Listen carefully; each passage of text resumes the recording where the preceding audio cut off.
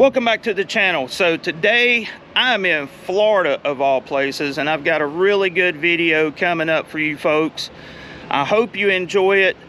Whenever you're in Florida, you have to come to the Drag Racing Museum. Today we're going to sit down and have a conversation with Don Garlits, and I hope you enjoy it.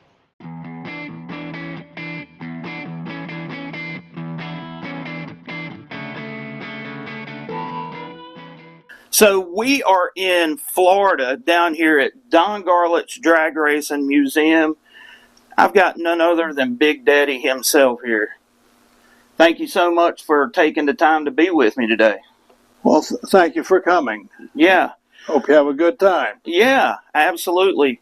So I don't know if you got to see it, but I did a video on you on YouTube a while back, and it's got over 100,000 views talking about the history of your driving career along with Pat, and I hope you liked it. Somebody just sent it to me. Yeah. It was a real nice, almost a documentary. Yes, yeah. Why don't you make a real documentary? This is the best thing right here. We're doing it right now. One on Shirley, you know, and it was just so poorly done. They could have done such a nice job with her. Yeah. Because there's so much footage available. You're right. And I'm sure we could get all the footage you want from NHRA. Yeah. I would love to do a full-on documentary. Yeah, that would be good. So, awesome getting to sit here and talk with you. Let's talk a little bit about, because I do have some questions that I've never seen asked, you know, in all of your interviews that you've done and whatnot. So, going back to the early days of drag racing, you built your own engines, you built your own car, you did your own tuning, and that puts you in a different kind of league than some of the other racers, because they didn't do all that, right? Well, yeah, I always built, I started out, I built everything myself. Right. And so it's just the way it was done. A lot of guys did that, but then as it got into the tubing cars, most of the guys couldn't do that. They couldn't weld that tubing. It's special aircraft tubing. Yeah, chrome. And so I had the heliarc welder. So we built over 300 chassis for the guys that sat behind the engines, believe it or not. Wow, 300 chassis. Yeah. The last serial number was 331. Wow. So it was you, T.C. Lemons, and who else was on your... Connie Swingle. Connie Swingle, yeah. These were the two most important guys. Yeah. Now, they actually, Swingle actually drove some too, didn't he? Swingle drove, he drove all the Swamp Rat 3 cars, and he drove Swamp Rat 4s some. Connie Swingle of Tampa, Florida, in Ed Pink's Old Bastard, challenges Paul Sutherland.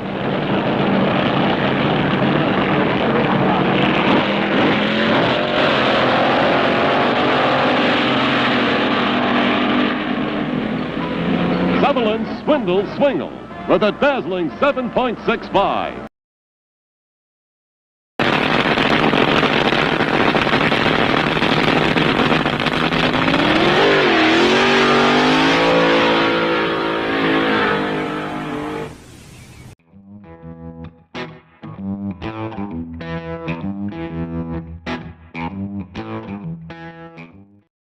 Getting into the middle 60s, the slipper clutch came about, and the word burnout became part of drag racing vernacular. Who was the first person to actually do a burnout that you're aware of? Before you make the run. Right. Okay, it occurred at the Hot Rod Magazine meet in 1969 at Riverside, California. And I don't know who it was. It might have been John Weeby that just kind of cleaned his tires. He didn't make a burnout. He just kind of, because there was some rocks there. And I think he just cleaned the rocks off, and the car ran real good. So naturally, the next guy behind him did the same thing. And first you know, they were smoking it. Yeah. And then they were running real loose clutches then. Mm-hmm. So somebody burned the clutch up, spinning the tire on the dry pavement. So that's when they knew they had to have some liquid down there to get them loose. Oh, okay. So what about going from direct drive to the slipper clutch? Because all this is, I guess the slipper clutch was more in the middle 60s, right? Oh, the slipper clutch went all the way back into the 50s. Really? Yeah, Emery Cook was the first to do that. Wow. And he slipped it with his foot. Oh. In a roadster, one top eliminated. In other words, they broke the transmission. I think it was San Diego or some track down Southern California. And so, but the roadster ran the dragster in those days for top eliminator. And they broke the transmission, but it still had high gear. So they said, well, I'm just going to go up and slip it off the line with the clutch. So he just revved the motor up and didn't let the clutch all out and won the race. They ran faster than he'd ever ran. They knew they needed, but it ruined the clutch. Yeah. So he went down to Bruce Crowler's shop and told him what happened. And Bruce Crowler says, I can make you a double disc clutch with metallic discs, and you can slip that all you want. Wow. And that was the first slipper clutch.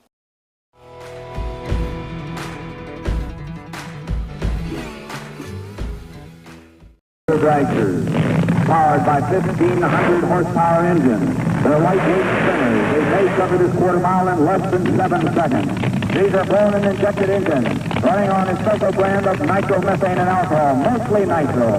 Moving towards the starting line, ladies and gentlemen, from 3,000 horsepower. About to be launched down the Ontario Motor Speedway quarter mile.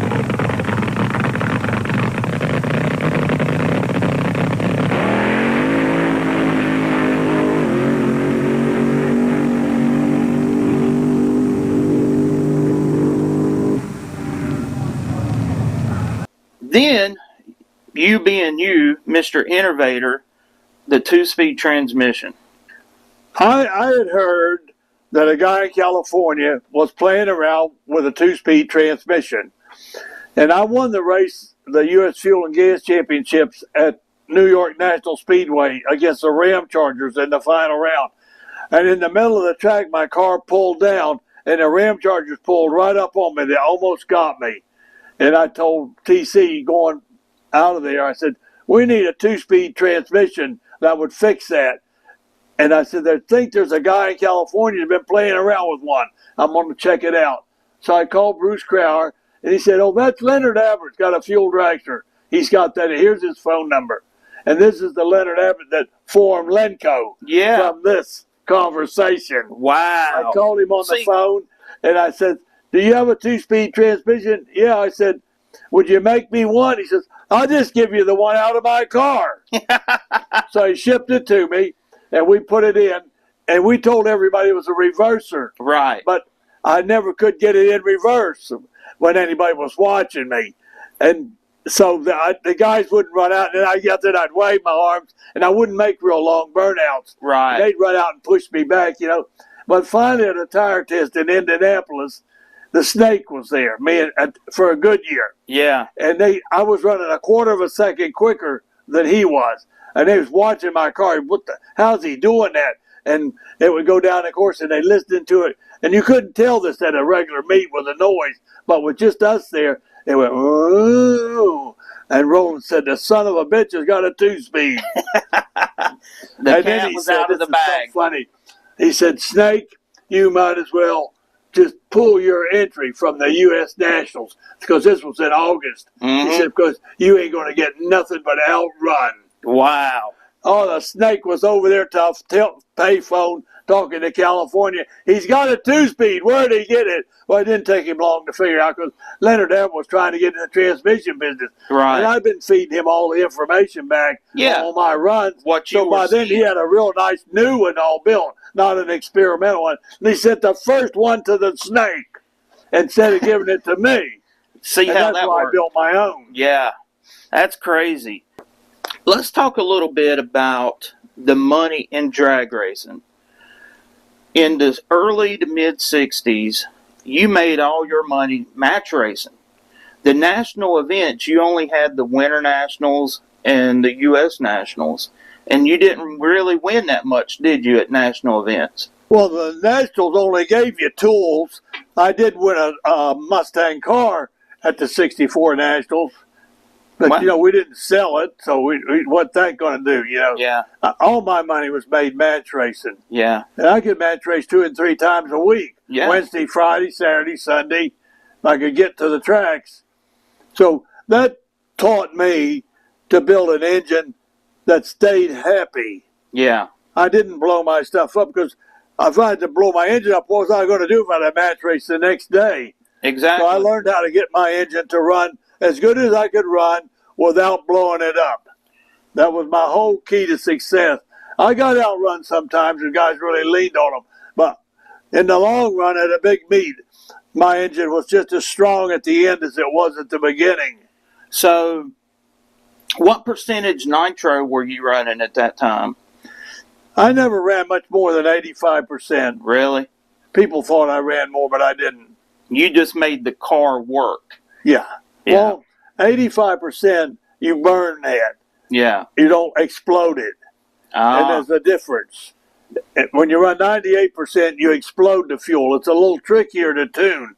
I got you. You get more power, but it's real hard on the engine. Yeah. Well, you see them Oh, at yeah. the races. They completely destroy them. Oh, yeah.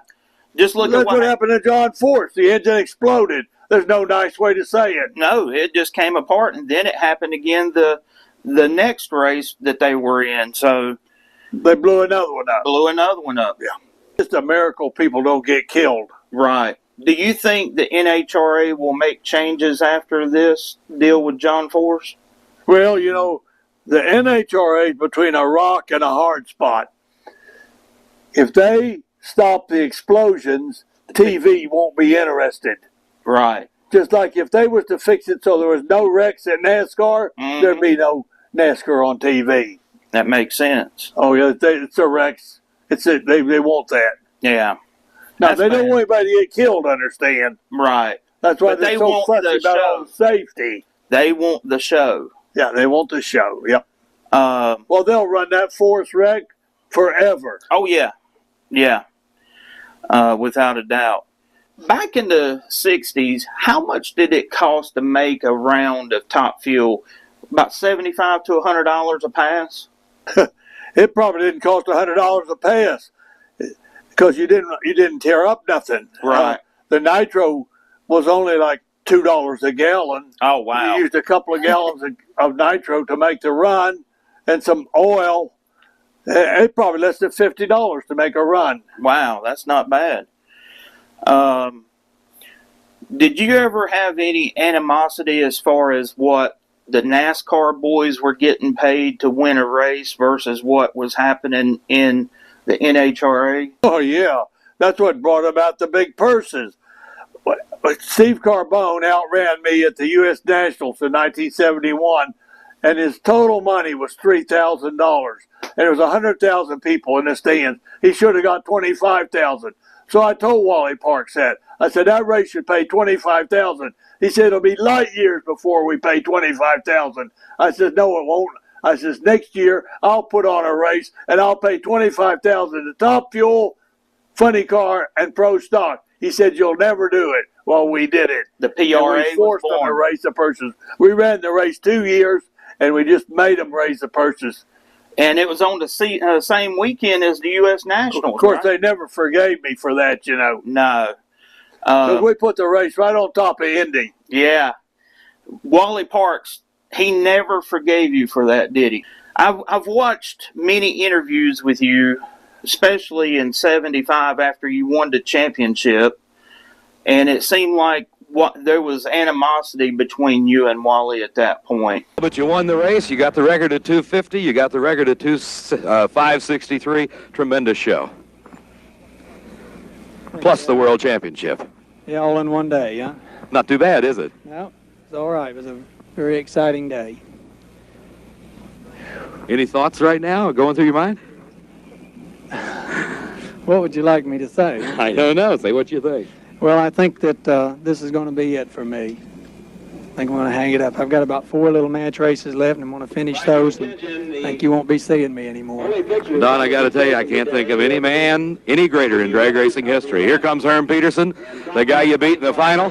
Harmon, it's no disgrace to lose to the best guy there is in drag racing, I'm telling you. Right there. Thank you, Don. Thank you. Don, we've been trying to talk you into retiring for about 5 years, and I know you wanted this title, and I couldn't tell you how proud we are that you got it. Well, thank you, Walter. The hard way. Thank you. Just happy with you. I know we're going to be seeing a lot of you because you can't stay away, even if you're not driving. There you go. There you go. Thank you. Oh, yeah. I didn't race for them the following year, in 76 because of the way they treated me in 75. Right. They actually cheated me. Really? Oh, yeah. We ran a race. That's when the points, you could get them at the divisional races, too. Yeah. So I went to the divisional race in San Francisco at Fremont. It was a 16-car field. And in the semifinals, it was Jerry Ruth and his competitor, and me and my competitor, and there'd been some rain, so it was delayed. It was about midnight. Yeah. And so the event, neither one of our competitors were able to make the show. So all that was left was me and Ruth. So the event director said, you just run each other, and that'll be the end of the race. I says, if we do that, they're liable to take points away because you get 200 points per round. Right. And they says, no, there's no need in you guys getting out there and making two singles. Right. Just run the race, you'll get full points. So we ran, I won the race, I got full points. 2 weeks later, at Columbus, Steve Gibbs walks up to me and said, we pulled 200 points away from you because you didn't make the 3 rounds. Wow. I said, the event director ordered us to do that. He said he had no right to do that, and you should have overrode the event director. I said, I can't override the event director. No. But they pulled my points anyway. Wow. I never forgave them for it. Yeah. I went into the final race there, 400 and some points down. They were already calling Gary Beck the world champion. I had to win the race and set low ET and top speed and be national records to get that. And I did all of it. Yeah. And the record stood for 7 years. Yeah, talking about that 250 mile per hour run, that record stood for over 7 years. Why do you think that record held for so long? Because it seemed like Top Fuel got stuck in that range for quite a few years. Because I took that motor home and I put it under my bench and I put a tarp on it. And I went back to my regular motor that was reliable. That wasn't a reliable motor. Yeah. I couldn't match race with that motor. Yeah. But it took them 7 years to figure out what I had done. That makes sense. Never give out all of your secrets. So the PRA, that turned into the PRO, right? The Professional Turned into the PRO, yeah. How did that transpire? Professional Racers Association, and we decided to call it the organization, then it could be pro. Okay, I got you. So we voted to change it to pro. Was that comprised of like you and a few other racers? What did that look like? Oh, it was almost all of them. Really? Almost everybody that was in Top Fuel Funny Car and Pro Stock were members. Yeah. 72 National Challenge at Tulsa. Did you have any kind of animosity on the racers that tried to double up, run Indy and Tulsa? No, I didn't. Yeah, a lot of them did, because they qualified at Indy, come to Tulsa and raced, and then our race was on Sunday, the final, and then they hauled ass back to Indy, run on Monday. Yeah. It's okay if they wanted to do that. I didn't care. That was a lot of traveling, but I know Grumpy, he won Pro Stock at Tulsa and at Indy, I do believe, in the middle 70s. You and Shirley Modowney are arch rivals, so to speak. You have a rivalry that's unparalleled, really. The one question I've always wanted to ask is, what did Pat think about this rivalry with you and Shirley? My wife? Yeah. She didn't care. She didn't give you a hard time about it? She knew that Shirley wasn't going to get me away from her. Yeah, there you go. Well, she had her own deal. But Connie. Shirley was a free agent. Yeah. She divorced her husband, and she didn't marry again until years later. She married Tobler. Yeah. And even that was a mistake. Yeah. Yeah, because when they got divorced, he got half of everything.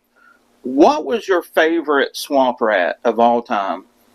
That one right inside the door there, one. Number one. It all started there. It nearly burned me to death, but that was my fault, not the car. Right. And you actually ran it at 79 U.S. Nationals, right? Made an exhibition run. Yeah. The carbureted, nitro-burning Chrysler engine dragster with 37 Chevrolet frame rails making up the construction of this car. Over 20 years old, restored in 2 years' time by Garlits, now on the starting line. The flagman starter, Bob Beezer, a Canadian Indian, originally one of the starting line crew at the early U.S. Nationals, and Garlits smokes the tires off the starting line, doesn't lift a bit, comes into the center of his lane and drives the car through. That's what made the warm-up run with it. Did you know that I took it to Bristol in 1991 and drove it down the track 182 miles an hour? Really? Broke the car's record. That is insane at Bristol. Yeah. That is awesome. And everybody said he couldn't go that fast on carburetors. But you did it. They were wrong about that. I got the time card. It's posted on my website with the car. You look in the Swamp Rat Gallery. Yeah. You go to Swamp Rat 1, you can see the time card. That's what ET did it run? It was 8-something. I'm not sure exactly which. I'd have to take a look. What did it feel like you driving that car and then getting out and seeing the time slip? What did it make you feel like after you did that in that car? Oh, I love that. Yeah, back in the beginning, we didn't get time cards. Right. I just told you what you ran. Yeah. First time card I ever got was with the flathead dragster at McDill Field. The base commander had built a set of clocks and had a big perimeter road. He'd let you come out once a month in time trial, not race anybody. And he actually gave you a slip with the ET and the speed on it. Where do you see drag racing today in the state that it's in? Do you think it's in a good state or a bad state? I don't think it's in good shape right now. For one thing, I think it's a mistake to shut the races down to 1,000 foot. Mm-hmm. I think they should run 1,320 feet like they always did and shut the motors down. And all they have to do is shut the pumps down, the blower, make the blower a little smaller and make the fuel pump smaller, and the cars will run slower and we could run a quarter mile. What if you just limit them to one mag? How much would that cut them back? Well, the problem with that is with the Nitro, it puts out holes. Yeah. You don't get nice 8 cylinders. Yeah. And if you don't have 8 cylinders, you can blow them up. So the magneto's a good thing. It is a good thing. It's the volume of fuel they put in them and the amount of pressure that the blower puts in. Those are the two things that need to be cut way back. Yeah. So the cars would run under 300 miles an hour and run a quarter mile when they finally figured out how to get faster. As soon as one started going a little over 300, they cut the pumps back again. Well, did you see Bob Tasca down at Bradenton run 341 in a funny car? Well, it proves that wind resistance does make a difference. Yeah. That the funny car's slicker than a dragster. Right. See, my car was with the narrow rear end and all. It was going that direction. That would be faster than the funny car. Oh yeah. But NHRA didn't want that because they were trying to slow them down. They should have left that alone because it looked silly for the funny car to have more mile an hour than the dragster. What is your most favorite moment in your career? Was it winning the first championship? Was it going over 270? The important moment was that win in 1975 at Ontario. Yeah. Because that was against all odds. Yeah. Yeah, because you've already said that NHRA didn't want you to win. I'll tell you something about that race. The racers knew what they were doing to me, and they didn't like it because if they do it to me, they could do it to them. Right. And in the eliminations, the second round was the Kentucky Moonshiners, Dale Funk. Yep. And he come over to me and he says, Big Daddy, he says, what do you want us to do in this round? I says, what do you mean? He says, you want me to lose my fire on the rollers at roller starters? Yeah. Or you want me to red light? Or you want me to shut off after the burnout? What do you want me to do? I said, Dale, I've never thrown a race in drag racing. let the best car win. Tears come out of his eyes. He said, Big Daddy, that's why you're my hero. Robert, put the nitro in it. The old man wants to race. Man. And we had the fastest side-by-side in the history of the sport. Wow. I went 565, and he went 571. He knew what was happening to you. He was willing to throw the race, and then he seen. Oh, they was giving me lane choice and everything. I didn't even have to flip a coin. Wow. But with that's integrity right there. That is true integrity. Oh, the racers are really pretty good sportsmen. The truth of the matter is. Yeah. Man, I can't believe that. So you went away. Now, you became president of the NHRA, right? At some point? Yeah, I was president for a number of years. And vice president. Okay. I was president for 2 years to start with when it was a non-profit. Yeah. And then when they elected Jim Tice president, I didn't want to be president anymore. He took the association to Kansas back home and started a profit organization. Okay. And just let the non-profit die. And, of course, then I was vice president of that with him for a number of years. And when he got sick, he was always thought I would take it over. But when he died, the wife didn't want me to take it over. She wanted to run it. Right. But she didn't do too good a job with it. She had some problems. Yeah. The strips mostly, they didn't respect the woman. Okay. They wanted to deal with Jim Tice, big Jim Tice. Yeah. He was a showman. He was a good businessman. Yeah. So let's go back to the middle 60s. You're getting a gun pointed at you, getting your purse cut. Yeah, at Columbus National Trail Raceway, because I didn't go 200 miles an hour that night. They thought I was, holding it back. But that's as fast as I could make the 426 run at that time, 190s. And, of course, the 392s were running over 200 miles an hour, so they thought that I was, laying back. But I just couldn't get the thing to run because I wouldn't put spark lead in it. Mm-hmm. So I went down to Rockford the next day. They cut my money, $750 at Columbus. And I made all the runs. I won the race, but they cut my money in because I didn't go 200. Wow. So I went down to Rockford, and I put 40 degrees in it from 34. We had the 392 tune-up on it. Yeah. That worked. That's what you thought. Yeah. And, oh, my God, it went 213 miles an hour, and everything was real good. I looked at the bearings. It was nice. I pushed to 52 degrees, and it went 219 miles an hour. Game on. 7.31 seconds. Of course, at Indy, I went 220, 677, and won the race. Wow. So, but later on, you went back to the old style Hemi with the Donovan. So, how did that come about? Well, I was running the Keith Black 426s, and Donovan I was good friends with him, and he couldn't sell the Donovan. And he thought if somebody famous got it and run with it, he could sell them. But the engine wasn't as good as the 426. It was a car engine from earlier days. Right. Where the 426 was a race motor. They built it for NASCAR. They didn't build it for passenger cars. Right. And so I ran it for a couple of years, and I ran pretty good with it. But at Indianapolis, at the World Championship in 1978, Kelly Brown won the championship, and I was number 2. And the racers had a little song they sang. He said, Brown was 1 and Garlits was 2, but nobody bought a 392. There you go, folks. And it's the truth. Nobody bought one. Yeah. And I had to go back to the... Yeah. Donovan spent a lot of money with me. He kept the records of what it cost that 2 years. He spent a couple $100,000 with me on those motors. Whoa. It just, the block was too weak. Yeah. It needed to be a billet for one thing. And another thing was we didn't have big enough fuel pumps in.